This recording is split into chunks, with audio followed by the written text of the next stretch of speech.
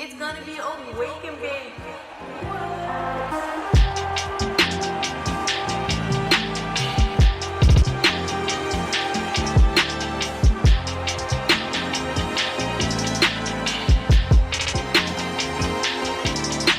What's up, y'all? Welcome to another episode of The What?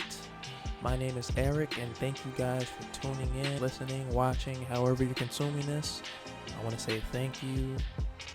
You guys have been so great these last, couple episodes of me doing this. So keep up, with the comments, the likes, the rates, do all that. Follow the linktree, for all the links to everything, including the what. We got the Instagram page, my personal Twitter page, the YouTube page. I want you guys to check all that out and interact with the show. But today's episode, this will be episode 4, and it is, what is AI? Now, before I get started with this, I want to say that this was probably, and this is only episode 4, but this is probably the most nuanced and very complicated subject, most complicated subject I'm tackling this season so far, simply because AI is, the current version of AI that, we know today is very, it's developing, it's changing every day. I just don't want to go all over the place with it, because you can take AI and relate it to, the job industry with, working at McDonald's or Amazon. I don't want to get into the deep dive of that. I just want to keep it solely on the music industry and the movie industry and how AI will affect those. I say that to say, please do your own research if you're interested in other implications of AI and what it can do, good or bad. So yeah, let's get started. First, like I always do with certain subjects, I want to give the definition of AI, which is basically the theory and development of computer systems able to perform tasks that normally require human intelligence, such as visual perception, speech recognition, decision making, and translation between languages. Now, when we talk about that definition,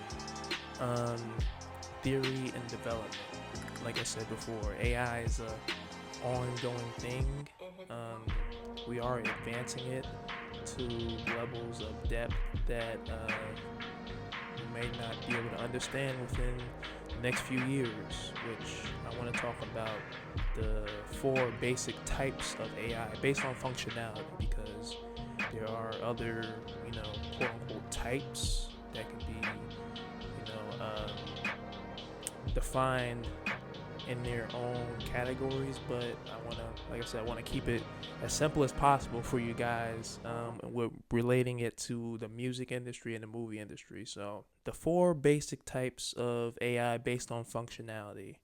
The first one is we have reactive machines. The very basic baseline type of AI responds to current input based on pre-programmed rules. Really no memory retention. Using Google is an example of reactive machines. It's not something that, learns from your past Google searches and then spits out an answer that can be best suited for you. It's, what you're typing in at that moment and the response you're looking for at the present time. It's not learning, it's reactive to whatever current input based on, what it was programmed to do. Also, another example, chess playing computer that you're facing is responding to whatever moves you're doing. It's not learning from the past of, chess masters or any of that. It's reacting to what you're doing. And then, based on the pre-program it has in itself, it moves off of those reactions. So not learning, a very basic form of AI, tools we've used for decades. The second form based on functionality is limited memory AI, which uses past experiences to inform future decisions. Now, an example could be self-driving cars. Now, with self-driving cars, nowadays, which I know is very popular in California, Los Angeles area, very, tech areas, San Francisco. Um, that type of AI learns from its past experiences of driving and limiting the mistakes it makes, whether bumping into a car or learning oncoming traffic and basic functionalities of being a driver. But it's also limited memory. It's not gonna start driving to places in order because it feels like I want to drive here. It's based off of, the commands put in by who's ever using the self-driving car. It reacts to the oncoming situations of, you know, um, things that's happening at that moment, but it also is learning from certain experiences it's had before of, okay, I know not to, park too close to a car. I know not to hit this car. Things like that, which is a little bit more advanced than reactive machines. The self-driving cars, you know, using limited memory AI, is a good thing. Another example, ChatGPT. Um, the more you use it, the more it's able to, know what you like in the terms of, getting better results for your needs. These last two types of AI are they're more developing. They're not in current existence, but it's something that if we keep advancing AI, it will develop. So the third, based on functionality, is theory of mind AI. Um, Basically, the AI starts to understand human emotions, intentions, and beliefs, and starts to talk to you on a human level and tries to, mimic whatever human emotions and intentions that it needs in order to feel more human like to you. Now, there is something called emotion AI, which is developing, which is getting into that theory of mind AI, which, you know, depends on who you're talking to, could be good or bad. Would you rather your AI talk to you like a machine, or would you want it to, come to you as a human being? But the last type of AI based on functionality would be the self-aware AI.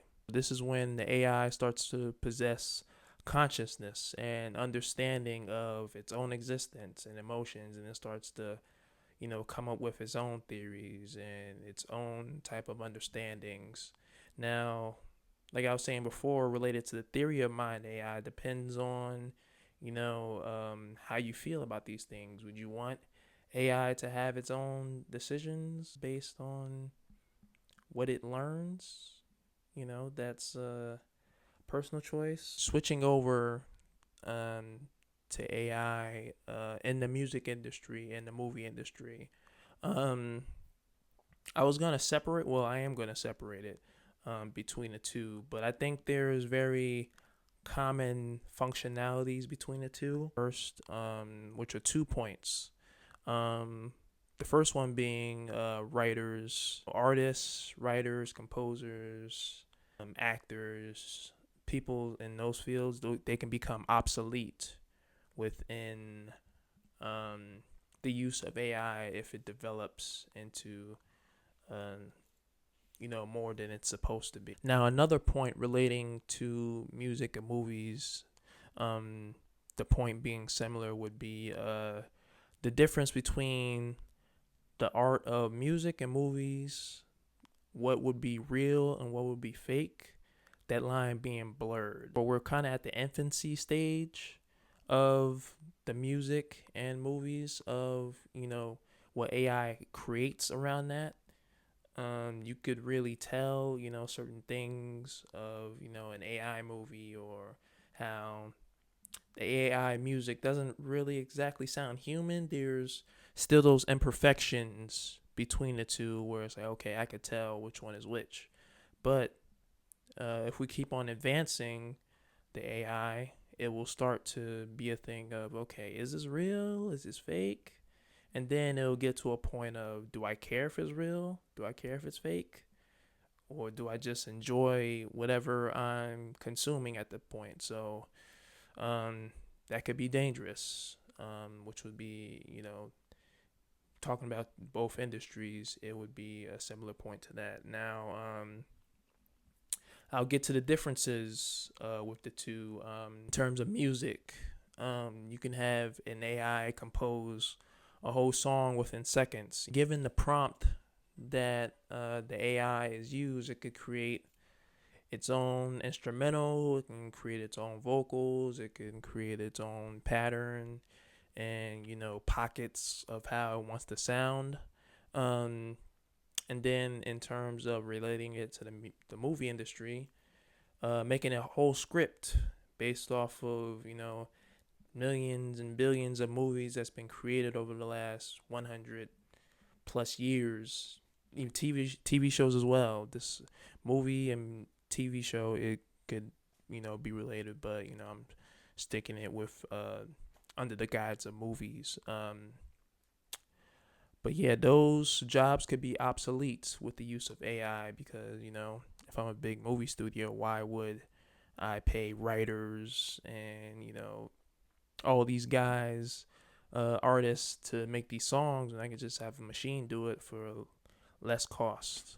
Now, on the music side, when we talk about labels, there's labels owning artists, their masters, and their recordings, and having possessions of those things could lend to them using AI to create a whole genre that could never be, thought of before. The AI using the billions of songs that has ownership from the labels, which cuts out the middleman of the artists and creating these new genres, creating these new artists that they have 100% control of. Because at the end of the day, this music generated by AI is copyright free.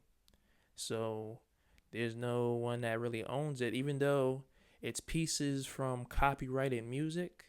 It could be, one song that takes, 100 other artists from, you know, 20 different genres, and then you create a new song that has no copyright on it. And it's like, okay, is that something that's right?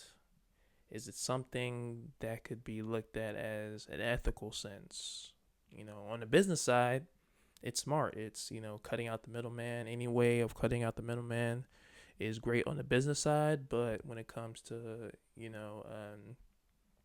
keeping it human with artists and, these creators and producers, is it right on that side? And with that, the AI generating artists can become an actual thing. I remember a couple years ago there was that rapper that the label tried to develop. I forget the name of the AI artist, but they tried to do that and they got a whole bunch of backlash, and they had to stop that from developing.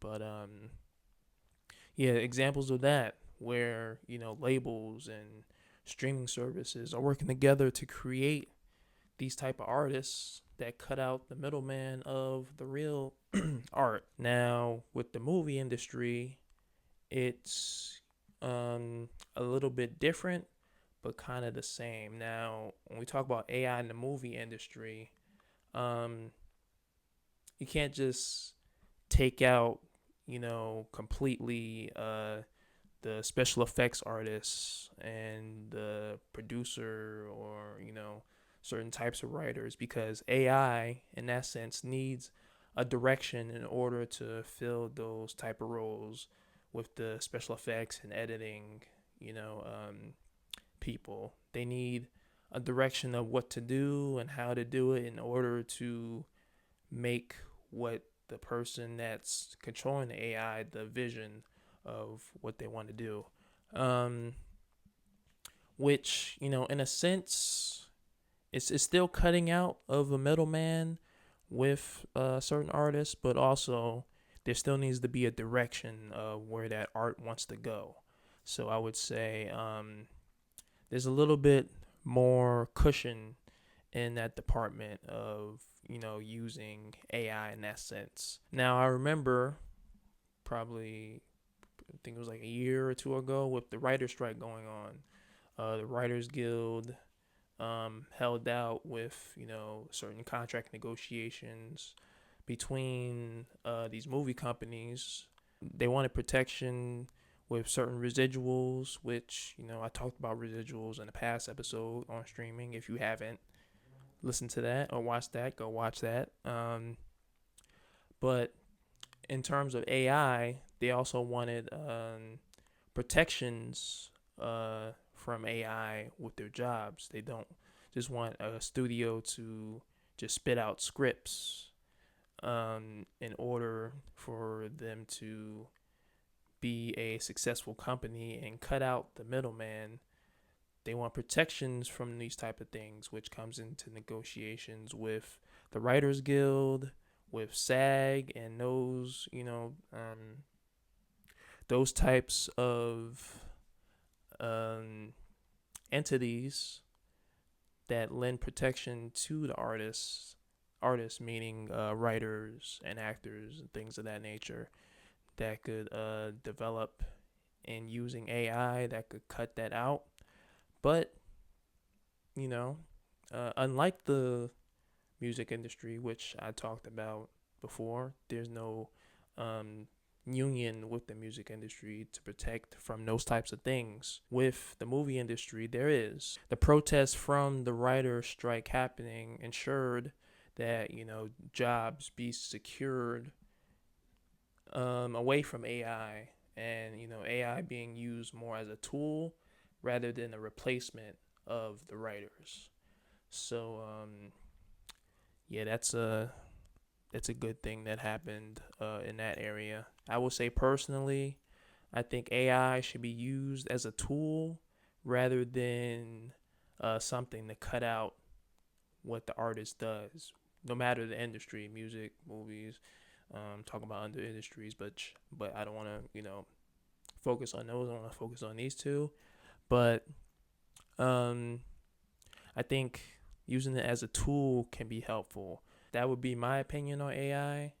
I would say, the types based on functionality, the last, two I had mentioned with the theory of mind and the self-aware, those could be dangerous, especially when it comes to, using human emotions and interactions, and they're able to create these things that are look real but aren't, which can be dangerous. And then the consumer at a point could say, hey, why would I care if it's a real artist giving me music? I just want the music. Hey, why do I care if it's a real actor on screen?